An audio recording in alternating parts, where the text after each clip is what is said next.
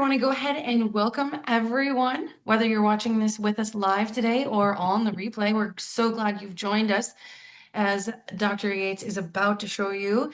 We have folks joining us from all over the world because diabetes is an international problem. So if you're here, it's likely because you or someone that you love is dealing with this diagnosis. And so you're probably like, it's too complex. I don't know what to do. What do all these numbers mean? You are in the right place because we have the person to take that guesswork out of the equation. She has literally figured out the equation to help you move forward and without judgment. Obviously, she's a powerhouse in the world of metabolic health. And let's cover a few housekeeping items before we get started. Dr. Yates, if you can advance that slide for me. Gladly. Perfect.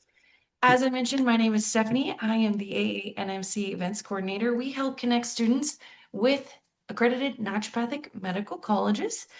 You are an attendee today. You are in listen-only mode, but that's okay. We have the Q&A queued up for you. If you come upon some questions, whether it be about naturopathic medical school or the topic that we're discussing today, go ahead and drop those in the Q&A. That lets us keep track of the queue a little bit better than that chat. Feel free to use the chat too. We'll be monitoring it, but we like the questions to go in that Q&A. This will be recorded. So if you'd like to share this out with a colleague, a friend, or a family member afterwards, just because you registered today, you will be getting that link. And then if you experience any technical difficulties along the way and have to, maybe leave early, grab that email address, info@aanmc.org, and we will try to help you out. We are recording today. I already mentioned that. And I just want to take a few seconds to elaborate on Dr. Beverly Yates. We'll go ahead and go to the next slide. Awesome.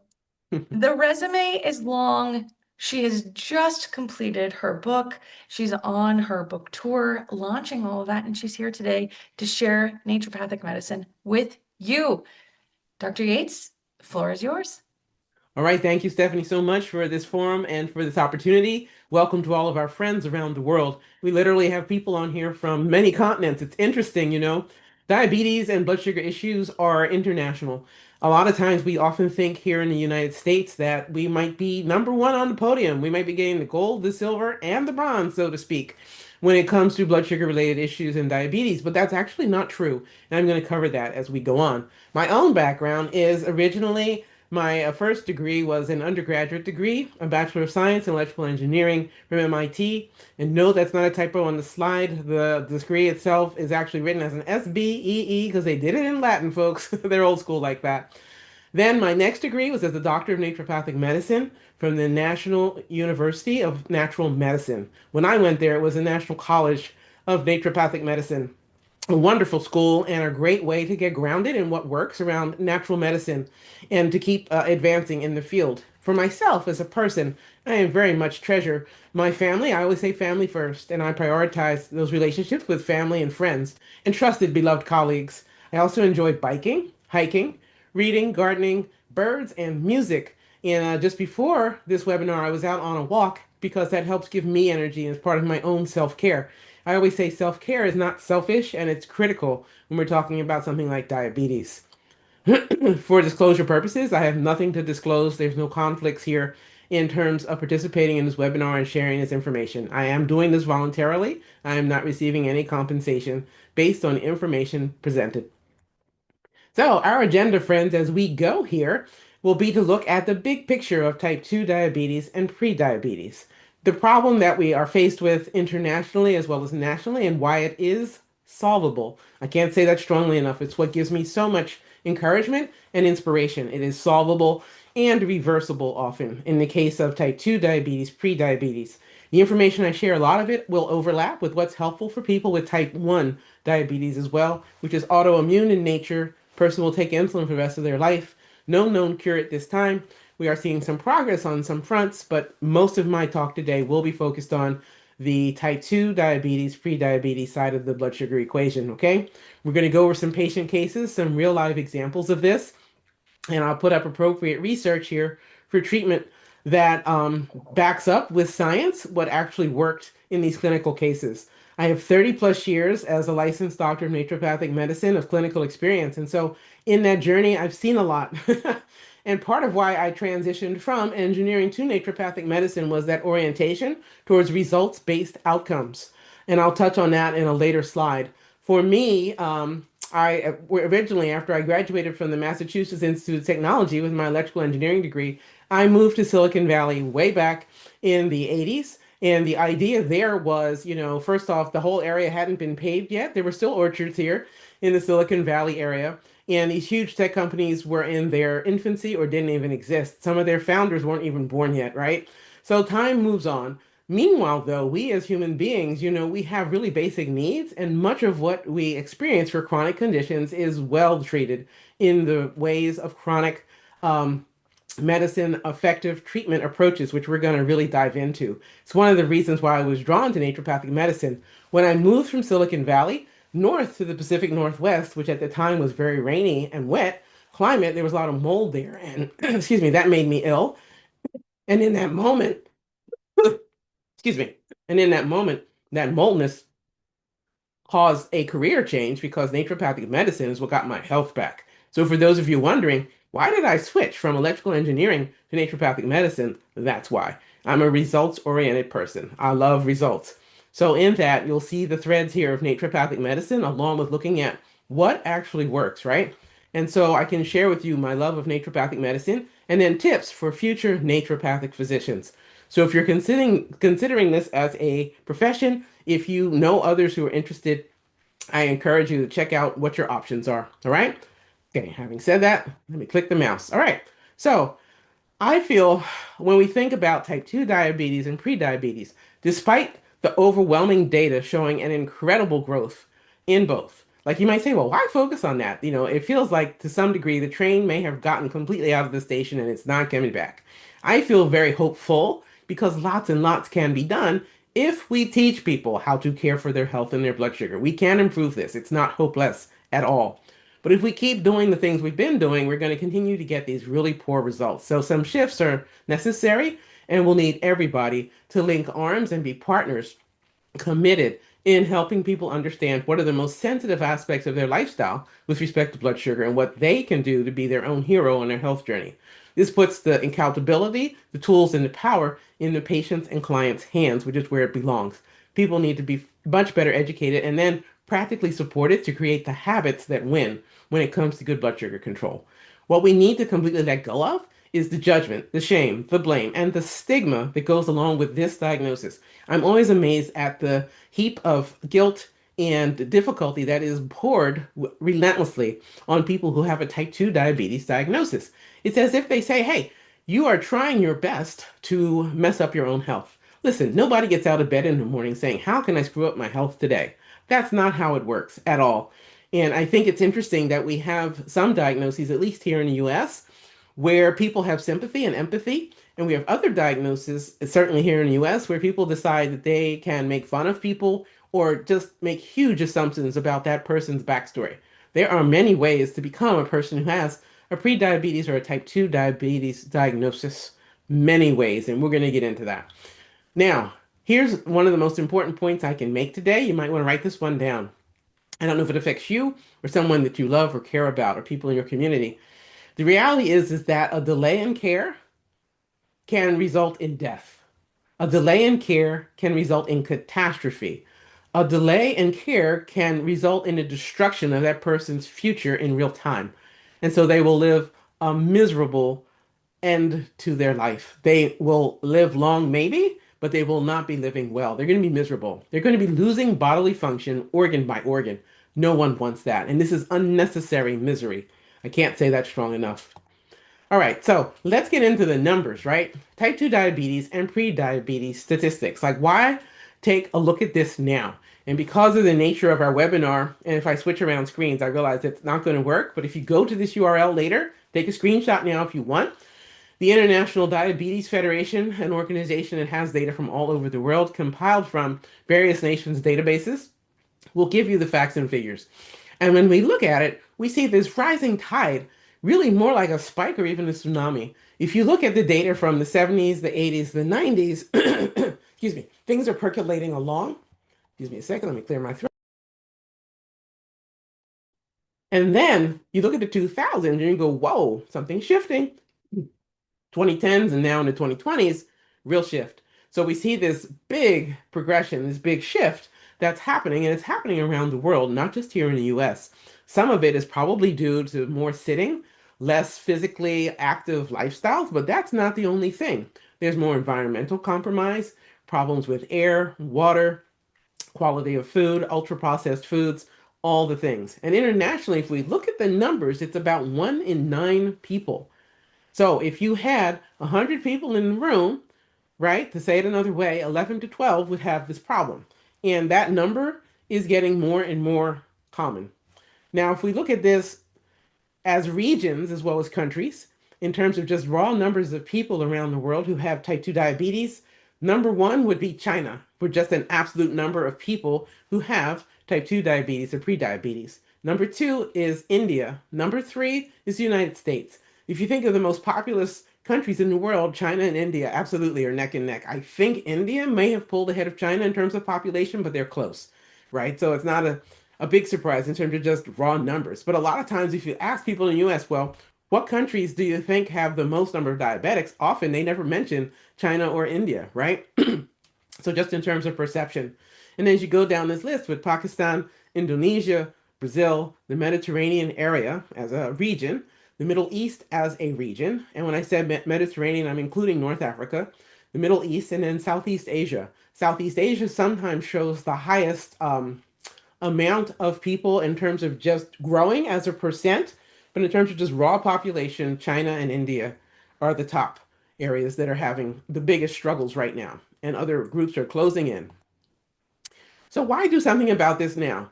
Well, if we look at the numbers around the world, right, we know that it's 1 in 9 internationally of people with type 2 diabetes and prediabetes. We know that in the United States, it's about 1 in 8.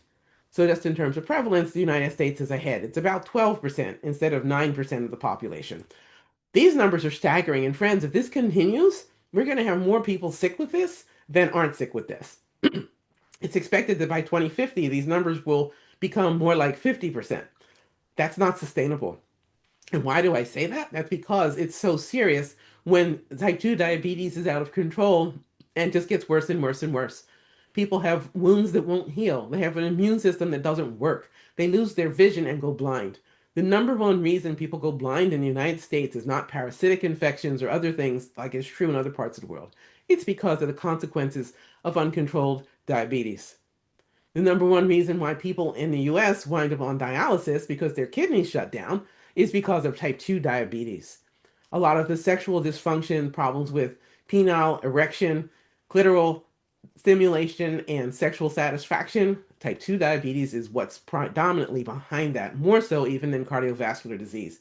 Often the ads don't tell you that these things are related, but they are. Other things that go on with diabetes, loss of limbs and body parts. In some parts of the country, it is normalized. People lose a toe, lose a leg. I don't know why we would ever think that losing body parts is normal. It's not. And then if you look at heart attacks and strokes, it's really stunning. The overlap is tremendous here. This isn't something you really want to have happen. So if you can turn it around, why wouldn't you?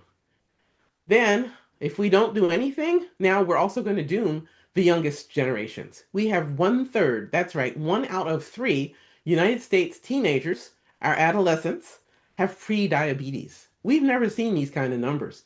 And so if these young people then go on to develop type 2 diabetes, let's say in their 20s or 30s, oh my goodness, this disease that used to be a problem for people in their 70s and 80s has now dropped down 2, 3 generations. This is not sustainable, certainly for personal health and for national health and international health. You can see, right? The problem just mushrooms. It just gets bigger and bigger and bigger. It's not necessary because so much of what goes on with blood sugar control is in the realm of lifestyle. It's something we have some hope of controlling. The other thing about this for the teens in particular, but really people at any age, is that it's going to increase your risk of type 2 diabetes, heart attacks, and strokes, which can have very serious consequences. We even have kids as young as age 8 showing up with type 2 diabetes, which is crazy. Now, when I went to naturopathic medical school in the 90s, all of the medical textbooks at anybody's medical school. It wouldn't have mattered if it was conventional allopathic Western medicine, naturopathic medicine, chiropractic medicine, traditional Chinese medicine. Anybody's medical book would have said type 2 diabetes was something that happened when people were older, and that type 1 was most likely juvenile onset. In fact, its name in that era was juvenile onset diabetes because type 1 happened with little kids typically. Now, what we've seen is a crisscross in these patterns where type 2 and prediabetes are occurring younger and younger and younger in people's age. And we see that type 1 is happening to older people. People in their 40s and 50s are showing up with type 1, which is autoimmune onset, where the pancreas has been attacked by that person's own immune system and no longer makes insulin. So that person has to take prescription insulin for the rest of their life. So the fact that these phenomena are completely crisscrossing should raise the alarm bells. This is a problem, and no one wants to see either one become more common. And when their ages change like that, you know something else has changed quickly, right? Now, I want to talk about the era we're in right now of blockbuster drugs. We have the GLP-1 and the GLP-3 drugs. The GLP-1s you've heard of, like Mounjaro, also known as tirzepatide, or Ozempic, also known as semaglutide. GLP-3, retatrutide, other drugs that are on the pipeline horizon. And with these prescription meds, you might think, game over.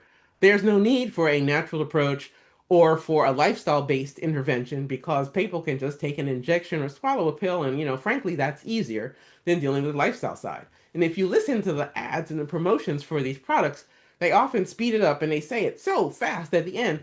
They're telling you when you take those meds, you still have to do the lifestyle things. But at no point in time, at least here in the US, are people really taught and supported with what to do on the lifestyle side, as well as given the accountability and the community, a group to help them with the habit changes.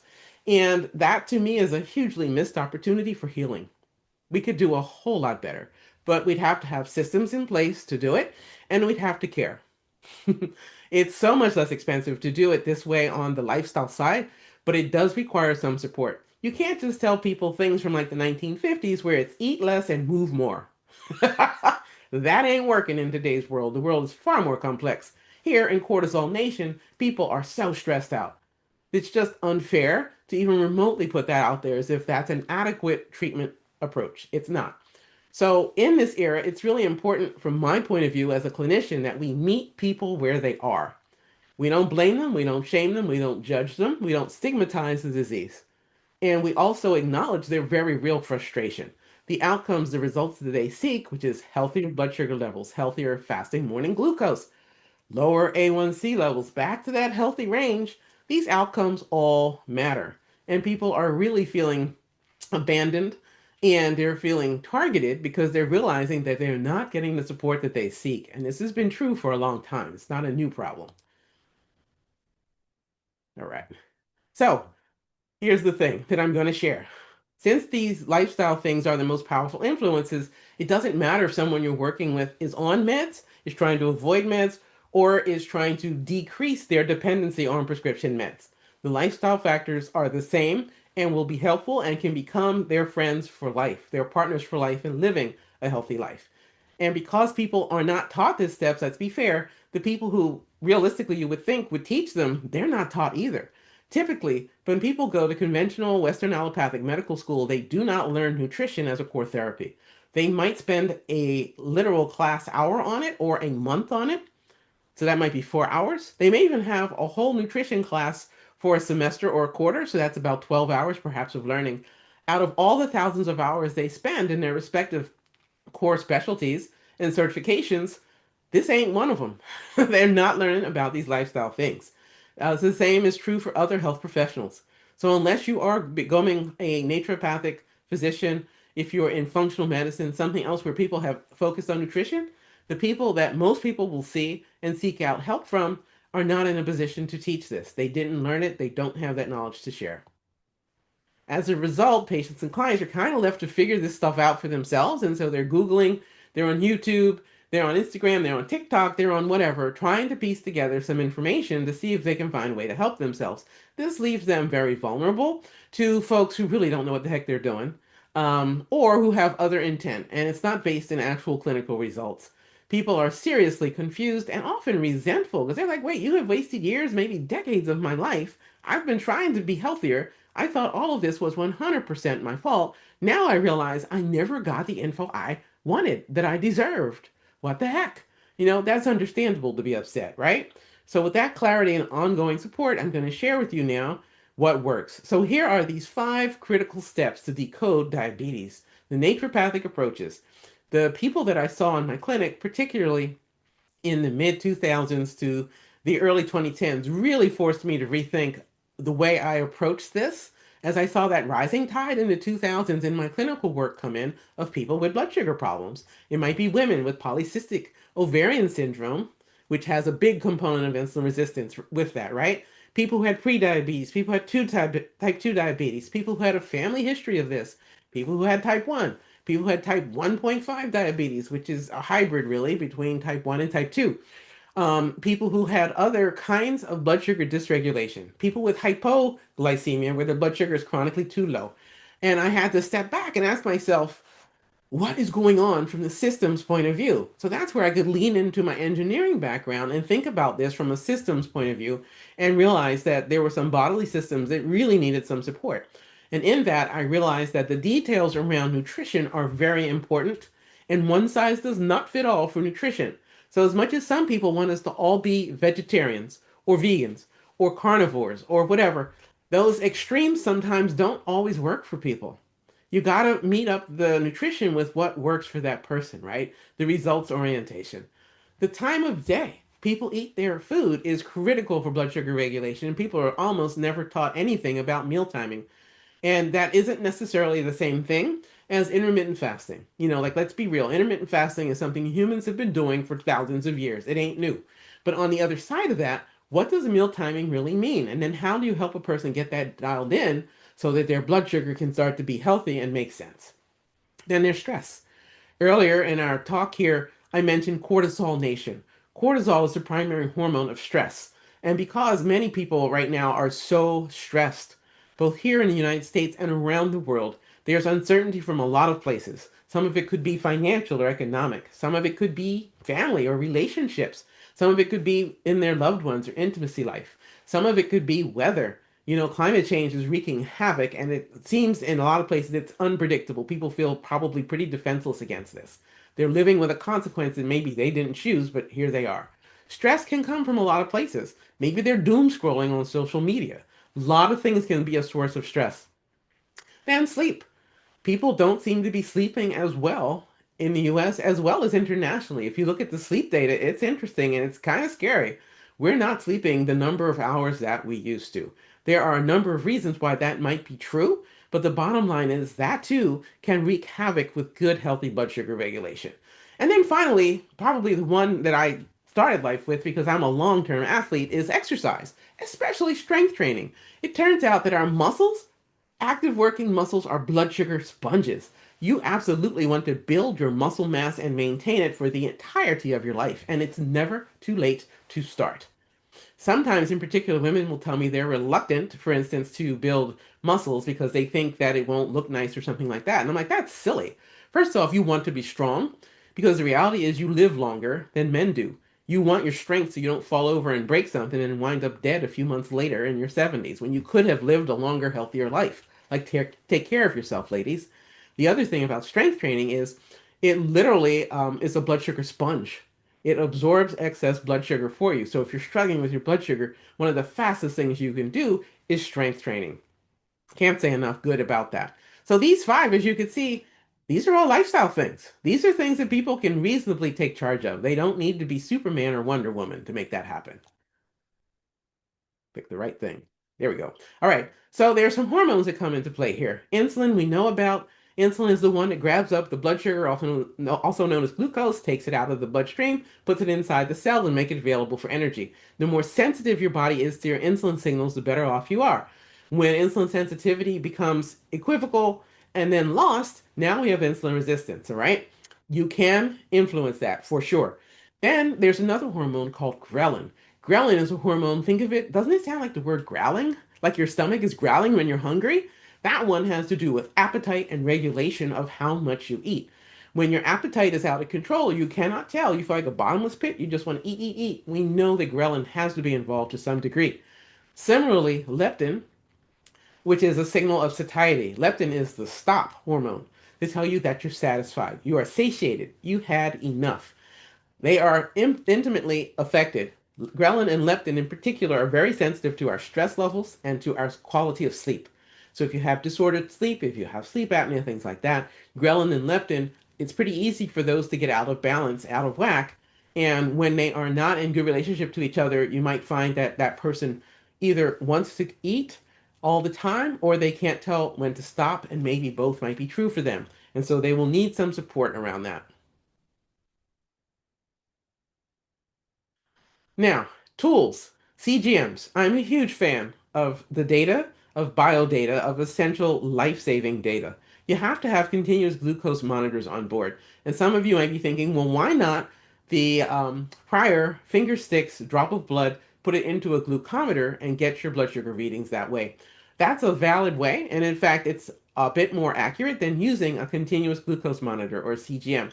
But here's the thing about the finger stick situation. It hurts. It's painful. As a result, people who've had type 2 diabetes or possibly prediabetes, when they go to do these finger sticks because it's painful, they don't do them a lot.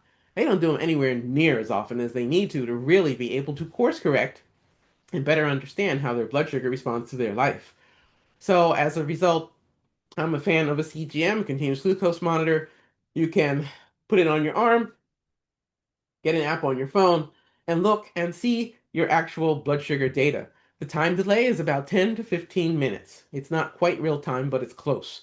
One of the beautiful things about this is that it lets you see that data overnight while you're asleep. So when you wake up in the morning, you can look and see, hey, how did I do? Did my blood sugar reset to the healthy range while I was asleep? The answer to that should be yes, but if it's not, that could be where the problems come in with lack of A1C control, for instance, right? The A1C, abbreviated to hemoglobin A1C, is the long-term measure over the course of 3 months of how your body is doing with regulating your glucose or your blood sugar. Your A1C is an important number, and I think everyone should be tested at least twice a year. And if you have diabetes or prediabetes, it should be checked every 3 months. Literally, you get brand new red blood cells every 3 months.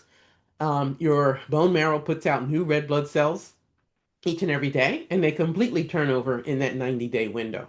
So for those of you in the financial world and you have quarterly reports, think of it that way if that helps you, okay? Um, CGMs are interesting technology. I'm really glad that they're available. The ones that are over the counter are not as accurate in the US as the ones that require a prescription in the US. In other countries, the ones that are prescription grade are available over the counter. They're not here in the US, and we're just not even going to spend time on why that is. Okay, so for CGMs, one of the awesome things about it is it always provides people with insights. Maybe that person has a meeting that happens every Tuesday afternoon at 1 o'clock, and then they discover after the meeting ends, if they're wearing a CGM, that at 2:30 every Tuesday, after that meeting has ended, their blood sugar has taken off on a rocket ride, right? They're on the blood sugar roller coaster. It's spiked. Maybe that meeting is stressful. Maybe they don't get good sleep the night before on Monday, and now it's set them into trouble. Maybe they typically eat something at lunch on Tuesday that puts them into a food coma, a blood sugar coma, and their energy has spiked and crashed, right? Their glucose went whoop, and then whoop, dropped back down. With the data, it makes it much clearer what's going on and lets that person have a chance to take a breath and have a moment of introspection and go, oh, I didn't even know I was being impacted like that. Or maybe they have a meal that they think is healthy. They got a list perhaps from their doctor. They got a list from whomever. They saw it on TikTok. And then they realize, ha, that's not working for me. Oh my goodness, I thought I was being healthy and I'm having a reaction to either a particular food, a beverage, or a combination of those things. It's always good to know. So, with that in mind, it really helps engage people so that they can see how they live their life, and it gives you a personalizable framework, a way to really engage the person and make sure that they understand that their healing journey is their responsibility. You're there as their trusted guide, and it's a partnership. You can walk along the path with them, but they have to be the one in charge of the choices. But then they realize that their body's not attacking them, it's responding to what's happening.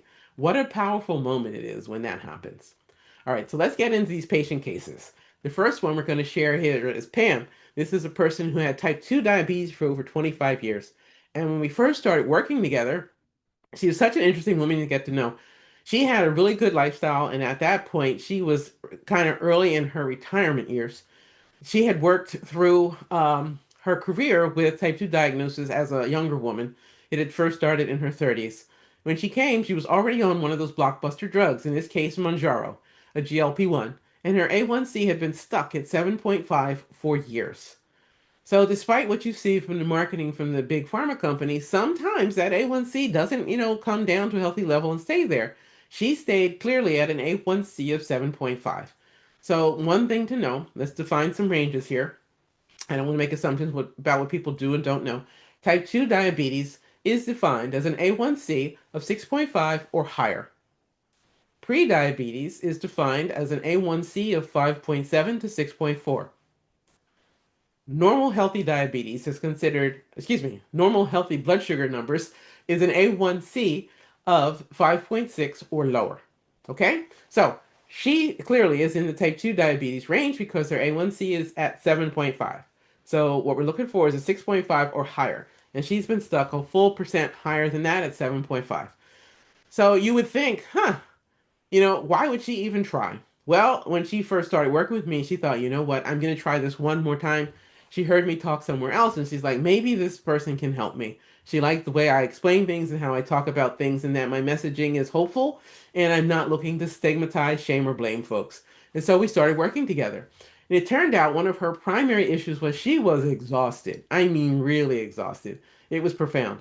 I think that a lot of folks, because they are so judgmental, underappreciate how much exhaustion and fatigue are key presenting symptoms or elements of type 2 diabetes, prediabetes. They don't get it. They really don't. They have no idea why this is such a problem. And so it made sense to me that she was having a struggle. Now, in her case, I'm so proud of Pam. She took it seriously. She took the whole thing by the reins by the horn, the reins by the horn. And she did full reversal from type 2 A1C of 7.5 to a healthy A1C of 5.4. So, bravo, Pam. She got after it and got busy. So, some of the things along the way that worked for her, we got into her cellular energy at the mitochondrial level because she was so fatigued. She didn't even have the energy to like go to the gym or to regularly go for a walk or go to spin class or something like that or to do any strength training. And my initial goal in treatment was, hey, let's get you some energy and then let's get you to back to the gym. And so she wanted to hire a personal trainer. So it all worked out. So I had put her on some supplements specific for mitochondrial support. And in that, she responded beautifully to that particular treatment regimen. So in this case, concentrated nutraceuticals, nutrients, right, at a density that makes sense to get her moving, to literally get her up off the couch. And within about 3 weeks, she was energized and at the gym, hired a personal trainer. I was like, beautiful. Okay, personal trainer, do the strength training, get great form, great habits so you don't injure yourself. And then I want you to start exercising with strength training heavy. You don't want to do 2 and 5 pound weights. It's not enough when you've got type 2 diabetes. You want to put some demand on those muscles, but I don't want you injured because if you're injured, then you can't do anything, right? That's no good. So here is some research that's available to share with. Take a screenshot of this if you want to have a look. You can look in the database and see that for yourself. Then our next thing we tackled, once she got some energy and got moving and got back to exercising again, took a hard look at what she was eating. And some of the foods were okay, but the way in which she was eating them wasn't working. And I was like, all right. And here is one of the best things. She fully understood the importance of using a continuous glucose monitor. So that was not a struggle. She already had one. Her health insurance paid for it. So there was no kerfluffle there. Sometimes people, their health insurance won't pay for it or they don't have the money for a continuous glucose monitor, which is really unfortunate if money becomes the issue. I always say to people, budget for it. Please find a way so we can have CGM data so we know what your blood sugar is doing. I can be so much more helpful if we know what's happening. So in her case, we rearranged her food order. So then she learned that for her, it was helpful to start her meals with protein, then leafy greens as a particular kind of vegetable. I love vegetables. I think vegetables are fabulous, but we really need to focus in on the leafy greens side of the vegetable house, okay? Then the next thing that she could have for her meals, healthy fats. She could drizzle on olive oil or maybe cook something, say, in coconut oil. Or if she's eating meat, like say chicken, and has the skin on, the fat's already a part of it, right? So that's all packaged up. And then the last thing to eat would be the resistant starch, and that can be found in legumes like beans, peas, chickpeas, um, lentils, etc. There's lots of options there. Wonderful partners where, something like a chickpea or a lentil or the bean family obviously is also plants, right? Plants are great, very kneeling, very nourishing. It really affirms that whole thing about let your food be your medicine and your medicine be your food. So those were some of the game changers for her and really helped us get her put together. And she just was so cooperative and thankful to finally understand what was happening in her own body, to have it explained clearly, and be able to be in charge of what was going on. So, salute. I see you, Pam. Good for you. So, with the resistant starch side, the other idea was we were feeding her gut's microbiome, nourishing the flora that are found in the intestines. And it worked out beautifully for her. Take a screenshot of this if you like. Resistant starch, you can go check out that research another time when we're done with this webinar. So, this is a direct quote from Pam that she went from craving crapola to craving three bean salad. That became her go-to. And she took it one step further. She voluntarily went to her own food cabinet and got rid of all the junk. She just chucked it. She said, you know what? This doesn't serve me. Life sometimes was lifing, as it can do. And there were times where family or friends called on her, and she was able to respond to that without destroying her own health. It's been my observation that often the people who have the diagnosis of type 2 diabetes or prediabetes are the people who are the rock of a community. They are the ones that are the go to person for other people. And as a result, their own self care sometimes doesn't even get on their own personal to do list. That's why I say so often, just about everywhere on social media, I talk about self care is not selfish, and the healing journey is about progress, not perfection. If most of the things you do are what you need to do for your health, you'll have a much better chance of reclaiming your health and restoring it than if you are give up. And I think that the shame, the blame, the judgment, the stigma is just deadly. It really makes a tremendous difference and is an interfering factor to healing.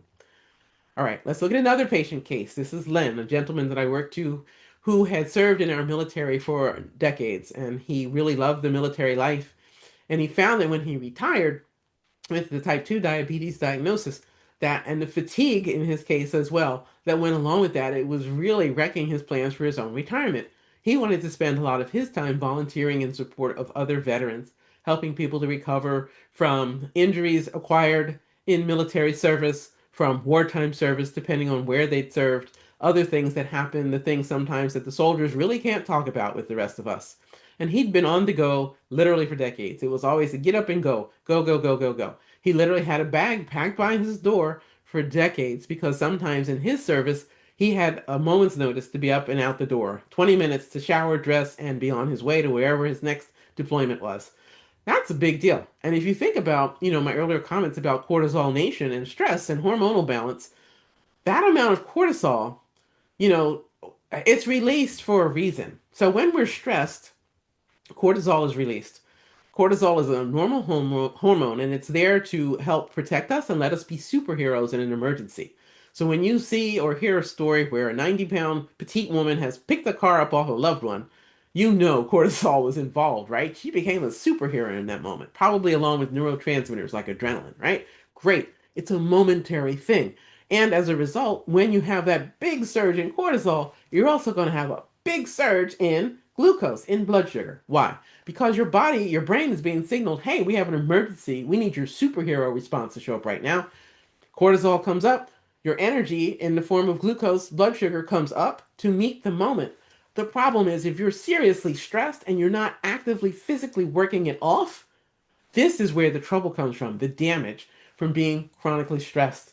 And when that big blood sugar reaction happens too often and poor insulin can't catch up and hold on to it well enough, long enough, you become vulnerable to type 2 diabetes or prediabetes. That's in a nutshell the root cause or the pathophysiology of how all of this unfurls. So for him, he had been plagued now that he was retired with the after effects of decades, frankly, of that stress and not enough sleep, disrupted sleep or poor sleep because of that constant go, go, go in his career. So for him, take a screenshot of this. You can look for the research behind it. We really worked on his stress response.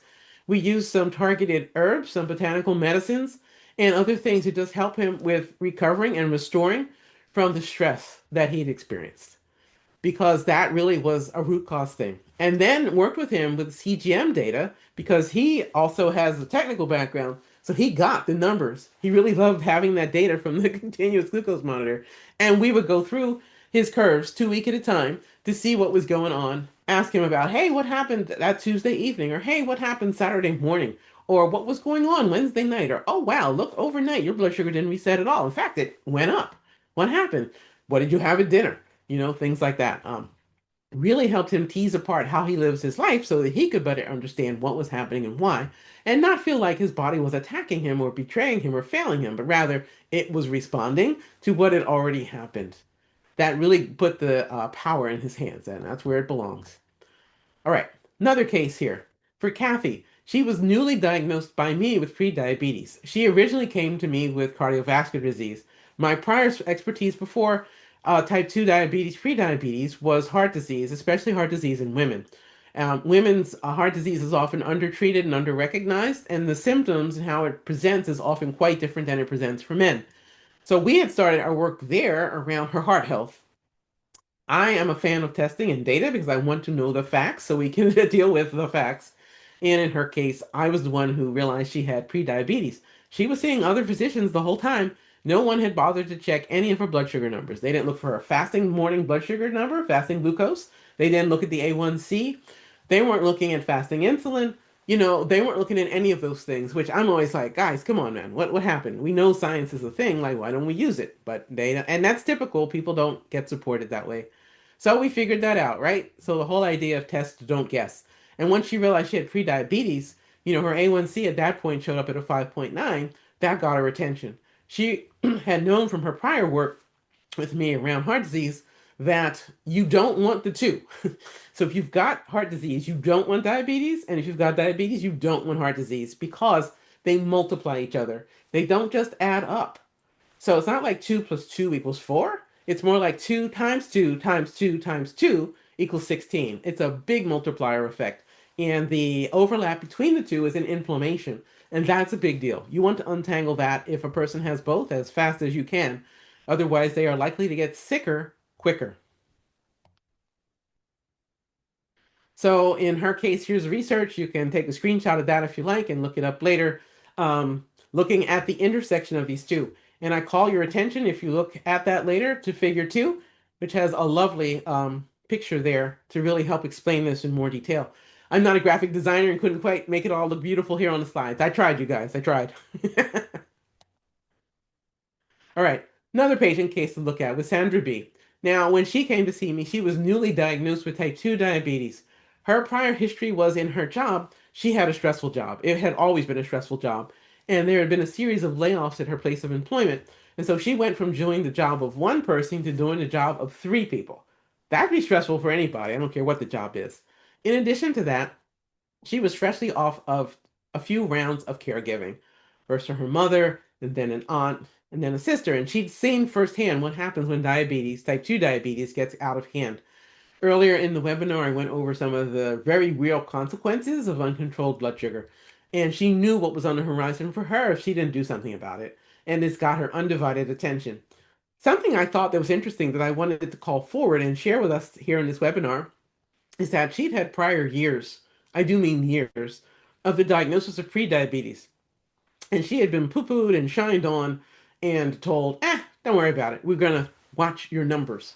But what the heck does that mean, watch your numbers? It's like saying, hey, I hear the wheels screeching on a train in the distance. I know that the train is now starting to grind against the tracks and maybe it's going to jump the tracks, but we'll wait. We'll wait till it crashes. Then we'll do something about it.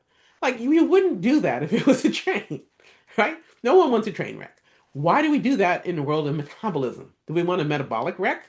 If someone has prediabetes, we should support them to get back to the healthy blood sugar range. Their fasting morning glucose numbers at 99 or lower. 70 to 99 is a healthy range. Too low is hypoglycemia. We don't want that. Ideally, if they're in the 80s, I feel like particularly as people get older, that's beautiful because now it's stable. If their morning blood sugar numbers, their fasting numbers are in the 120s, 125 and up, now we're getting into trouble. 200, 300 is way too high to wake up with for blood sugar. That's absolutely type 2 diabetes range. So for her, she'd had years of pre-diabetes and basically had been shined on, told, don't worry about it, you're okay. I'll see you in 6 months.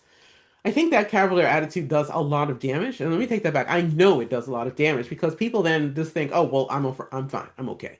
And then when they get sick later, they're like, it just came out of the blue. No, it didn't. This has been going on for years, maybe decades. Direct quote from Sandra is, once you take that little pre off and it becomes type 2 diabetes. That got her undivided attention. So she sought help because she'd had years of pre-diabetes and now it was type 2 diabetes and she understood the train was wrecking in real time. Take a screenshot of this if you like. We worked on her food order. She was a person who loves sweets and loves savory umami foods. She likes really carb rich foods. So we had to work on food order to get her to understand that protein foods and the leafy greens needed to come first, along with the healthy fats. And the resistant starch side of carbs, which are nutrient dense, eat them finally. And that worked for her to really help bring her blood sugars to a healthier range quickly. She was also deficient in magnesium. She had restless leg syndrome and was prone to muscle cramping, things like that. And, if you look at the research, you can start to see that magnesium is a key mineral when it comes to good blood sugar regulation. Now, not everyone is deficient in it. You can test the red blood cells with, your regular lab test to find out what the magnesium level is. That was really helpful to her and allowed her to rest better. For a while, she was having poor sleep and would wake up in the morning so unrefreshed from her sleep because in her neighborhood there were some knucklehead people making a lot of noise, and so we had to work out some strategies to get her some good sleep. But this was part of it. Okay, so again, we meet people where they are, help them get to where they want to go. All right, friends. So I want to make sure we have enough time here for questions. What I love about naturopathic medicine in particular is that it's personalized. You always want to make it relevant to the person. So you can have a framework. That's a beautiful thing to be organized and to have a protocol and a way to think about things. But then you have to make it individual. Even if you're dealing with twins or triplets, they are individuals. So you can meet people and honor and respect them where they are. You're always going to address those root causes and focus on a success that is sustainable. The things that I advocate are not extremes. So I'm not demonizing carbohydrates. I'm not demonizing meat. I'm not demonizing any particular food. I'm saying eat the foods that give you the health that you seek. If the way you're eating isn't working, we might need to shift it. If your meal timing isn't working, we might need to shift it. If the way you handle stress isn't working or you're not even aware it's stressful, we might need to shift it. If your sleep isn't working, you're going to need to shift it. And if you're not exercising or not able to, maybe you're injured, we can find ways around it. In fact, shout out to all the people that I worked with in the 2000s and 2010s who were in some kind of severe pain. It forced me to be more humble and a better doctor because I couldn't use my key therapy, my key tool in the toolbox of exercise. I had to start with other things, which was the other four elements of decoding this problem. Then eventually, often we could add in exercise of some kind, but I couldn't start there. So I had to really be on top of my game to help them. So thank you guys for your patience as we work that out. All right. What I love about naturopathic medicine is that it's effective. I said from the beginning, and I mean it to the core of my soul, I care about outcomes and results deeply. I also love that it's gentle. I'm not doing something that's so catastrophic or disruptive that it's going to break a whole bunch of stuff. I value that. And then you can use it anywhere in the world at any time in somebody's life. It's appropriate. And it particularly shines with chronic diseases that make us miserable. All right, tips for future naturopathic doctors is please be yourself, serve your community where they want you to serve. I really can't say that enough. So if you're going to serve in a rural, remote place, you're probably going to be their go-to doctor. And it might force you to have a broader repertoire than maybe you imagined when you were in school.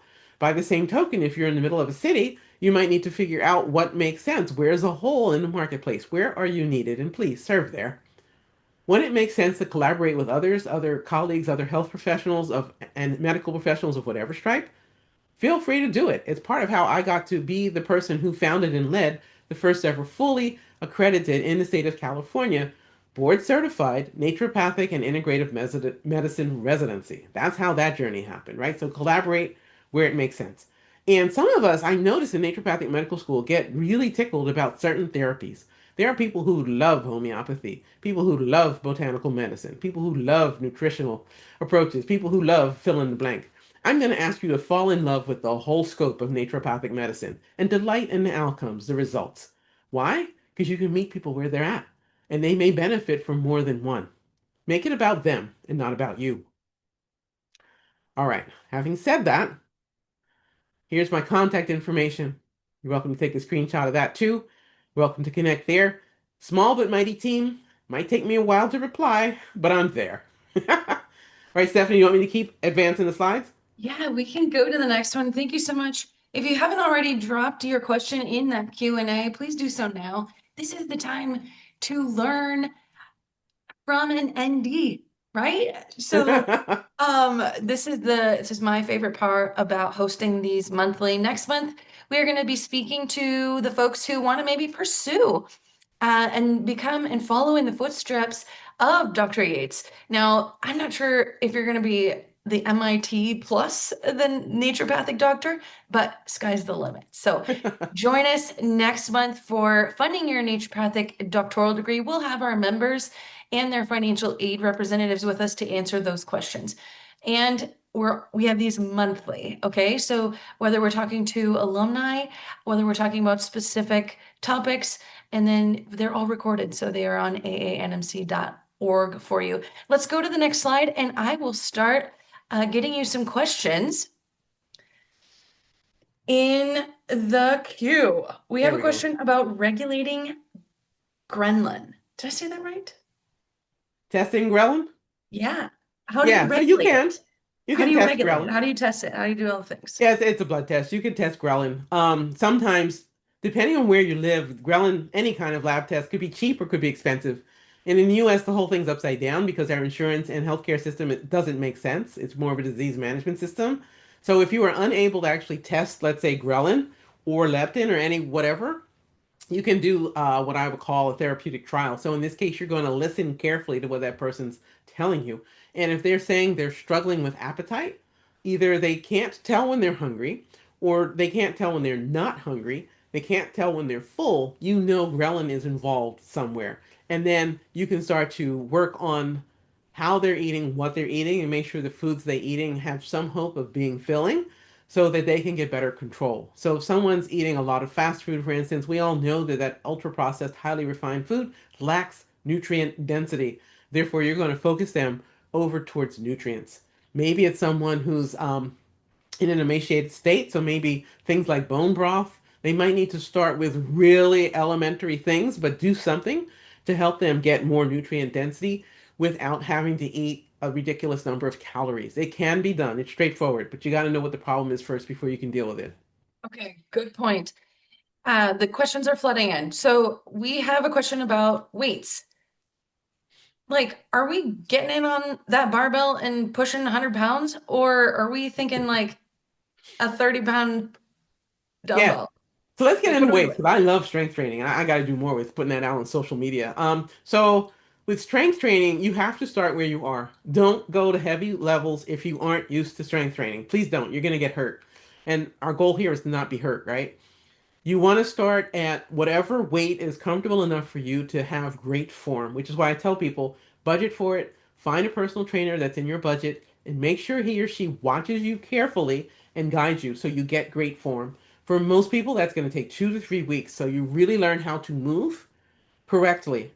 Then you can start to increase your weights. So if you are an athlete or a former athlete, you can probably start a little heavier. If it's your arms, it might be 10 or 15 pounds, 20 pounds is no problem. If you're a woman, if you're a man, it might start there, maybe a little heavier. And then you might be able to go up in 5 to 10 pound increments pretty steadily. Keep in mind it's not linear. So some days you might go a little bit backwards. Don't take it personally, it's not a failure. And then other days you might have a personal best. Life is like that, right? If it's your legs are your powerhouses, right? So your thighs, those muscles are amazing. You can usually go heavier more quickly, more easily. So you might start out like at 30, 40, 50 pounds with your legs, 70 pounds if you're not used to that kind of exercise, and then can increase. And just to give you an idea, at my all-time peak for an incline leg press, the most I could lift with that was 560 pounds. Now that's me, but I've been a lifelong athlete that was in my early 30s. I'm strong for a woman, no question. Now my current steady high level is around 487 pounds on an incline leg press, but that's unusual. So if for you it's 100 something or it's 75, that's fine. We're not here to compare or race each other. You do what's best for you, but please get help in the early stages so you have great form. You don't hurt yourself. I can't say that enough. Yeah, good point. All right, let's move to the CGM. You know, myself, is that a relatively new tool or is that something that's been around? We just haven't used it. Yeah, it's been around. Continuous glucose monitors are now available over the counter.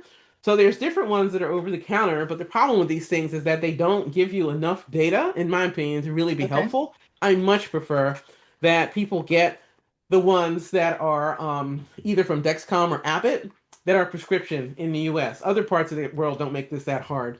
You know, it's like, oh, do I have a fever? Can I get a thermometer? Sure, it's over the counter. Here, oh, do I have problems with my blood sugar? Can I get a CGM? You need a prescription for that. So I'm just telling you, there's a difference in the Okay. quality of the data. The ones that are prescription CGMs are going to give you the best data. And then is there a minimum time frame that you're looking for someone who might be interested in tracking the data? I would say ideally it's 3 months to just commit to it. So that should give you a real window into your life because for most people, at some point, as the kids say, life will be lifing. Something's gonna happen that's unexpected, and you want to see what your blood sugar does in response to that. 2 weeks at a bare minimum. Most of the CGMs now, at least that are available in the US, last anywhere from 10 days to 15 days. Abbott recently added a day, so it's not 14 anymore, it's 15 days. But whatever you do, please get the data so you know what's happening. You might be in better shape than you think from a blood sugar point of view. You might be in worse shape than you think from a blood sugar point of view. And if you have a family history, shout out to anybody with family history. I come from a family where on my biological father's side, as I got reconnected to them, I'm, oh boy, my dad was one of 13 siblings, all of whom had some kind of diabetes. Whose family has 100% prevalence of anything? And that includes type 1 diabetes. I mean, it was a train wreck through his generation. Diabetes really just ravaged that side of the family. And for my first cousins, I'm one of a handful that does not have type 2 diabetes. And I work at it actively because I realize that genetic and genomic prevalence is a real thing, and I have deep respect for it. Okay, let's talk about meal timing and then also the meal order. Real Hmm. quickly, 1 minute. Meal timing. Okay. Is there an ideal Yeah. meal timing or an ideal meal order? Yes, thank you for that question. So for meal timing, it's best if you can have a time window for eating that makes sense for you. The best thing to do is, well, number one, if you eat 3 meals a day, do not skip lunch. If you typically have 2 meals a day, that's fine. Whatever you do, make sure the last food in your mouth is 3 to 5 hours before you put your head on your pillow and go to sleep, so that you don't cause yourself to have problems with heartburn and gastroesophageal reflux disease, etc. You got to give your blood sugar and your digestive system a chance to do their work before you go to sleep. Okay, sleeping. Man, it showed up everywhere. Can you go back a few slides and bring up your contact information? We have some questions about Sure. reaching out for that, and I want to be mindful of time. So take a screenshot of this. As I mentioned, this is recorded. We will get that replay out. Do you consult virtually? Are you Consult. able to do Is that? this with a colleague? Who's asking that? It looks like a potential patient. Does Yeah, Dr. Yates if you go to consult? my website and you can click, there's an option either for a paid consultation or a free if you want to apply to work with me. So read carefully. Okay. You have options and go for Okay. that. And then the same thing, your blog, your medical journals, all your writings are right on that drbeverlyyates.com. Yeah, we're gonna Angelica, build that that was up. for you. Holly, I think we expanded on the meal timings. If you've got a very specific question, reach out to her via email or social media. Yep. Okay, okay, okay, okay. I have another question about autonomic. I'm totally saying that wrong. Listen, I'm not the Autonomic. doctor here. I just talked to them. Dysregulation. Is Okay. that having an effect on diabetes or vice versa? It could. Autonomic dysregulation, where your nervous system is not doing anything as it should do, could definitely impact blood sugar regulation, no question. Those two could be intimately tied together. And so it would be important to understand what came first, like the root cause issue, like what's the pearl, the essence of the problem, and work on that. And it should help improve the other things that are related to it. Okay. How do you regulate your appetite so you're not always wanting to eat out? They're saying we've got some boredom issues here. You know, oh my gosh, I really resent how much when we turn on TV or look at any kind of ad or anything or in journals, newspapers, magazines, like the glossy beauty of the food is unreal. Food does not look like that in real life. So I think in terms of that is you just decide on which food group you're going to make your best food group that week and focus on it. So maybe you're going to make your vegetables be the place you plant your flag, or maybe it's going to be your proteins. And do it one at a time so you don't overwhelm yourself, and then go from there. Food shouldn't be entertaining. Food should be nourishing. I just can't say that strong enough. I think it's really unfair with the way they employ food scientists to multi-layer these foods and make them ridiculously appealing. You know, these reward pleasure centers in our brain, the dopamine and serotonin from our small intestine are talking to our brain and our poor tongues are confused. It's not fair. So the more you can figure out a way to eat simply, you'll come to appreciate normal, healthy foods, and that'll help free you from the fast food addiction. Okay, there you go. Good advice there. Do you have time for two more questions? Sure. Okay, first one, leaky gut. Does it contribute? Yeah, it can. Leaky gut is a problem, right? Because the small intestine lining, which should be like this, with the interstitial leaves like that, right? It's got that integrity. You can't see me behind here. When you have leaky gut, those big proteins can go across that barrier prematurely. The immune system sees them, and all havoc can ensue from there, creating more inflammation, which can have its blood sugar effects for sure. Okay, serum ferritin deficiency. Can Yeah. it raise A1C results? I'm really not sure what that is. So if you've got a couple 30 seconds. Yeah, serum ferritin deficiency. So ferritin is what I call the storage form of iron. It's a player on the bench, is how I look at it, right? Like you got your players on the field. That's your actual iron interacting with the heme and the hemoglobin in your red blood cell, and you've got ferritin sitting there ready to do stuff. And if you've got a deficiency of it, then you don't have enough players on the bench. So when the main players on the field, the iron is tired out, the heme, then you don't have the backup. So the person is likely to have not enough energy. If they've got blood sugar dysregulation, which is a way of saying they don't have enough energy in the right places, that can compound it. It could definitely make things worse and exacerbate an already existing problem. All right. And a bonus question. Lab tests. We're coming to you. What lab tests are you giving us for people who suspect our blood sugar issues? Absolutely. And in today's world, it doesn't matter if you have a family history. You're going to look at your fasting glucose, also fasting blood sugar, depending on the lab tests around the country, how it might be listed or Okay. internationally. So you want fasting glucose. You absolutely want that A1C. Sometimes it's abbreviated as HG. AB1C. Usually it's hemoglobin A1C or just A1C. So I just said all the ways you can see it on the form. You want to look at fasting insulin. As the fasting insulin number goes up, when it becomes something more than 9, so double digits, 10 and higher, you might be starting to get into trouble. When fasting insulin is 20 and higher, this absolutely is pointing straight towards insulin resistance. Even if other symptoms and signs aren't there, the train is starting to jump the tracks. Okay, you want to get ahead of that. Those would be the type ones. Any family Okay. history or worries about kidney problems, you're going to want to look at some other lab tests, but that might not really make sense. So if you are a more muscled person, the person who has a high BMI, but it has nothing really to do with your weight, you're just more muscled, you're going to look at what's called cystatin C. I'm going to spell it Cystatin, the letter C. That'll really be a more sensitive marker than BMI. BMI is completely misleading and it never was meant to be scaled up like this.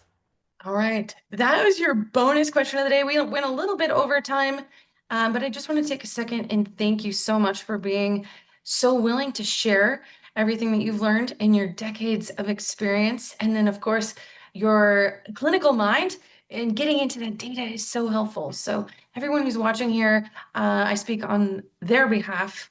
Muchos gracias. We love having you, and we hope to see all of your successes in the future. Thank De you so much for nada, and joining thank us you, today. Stephanie. I appreciate it. Thank you so much for AMC for hosting this and having it and making it available for all of us that we could connect with folks around the world. I'm delighted we had so many people turn out and show up. And I know once you record this, and post it, there'll be that much more of a reach. So thank you, everyone. All right. Have a great day.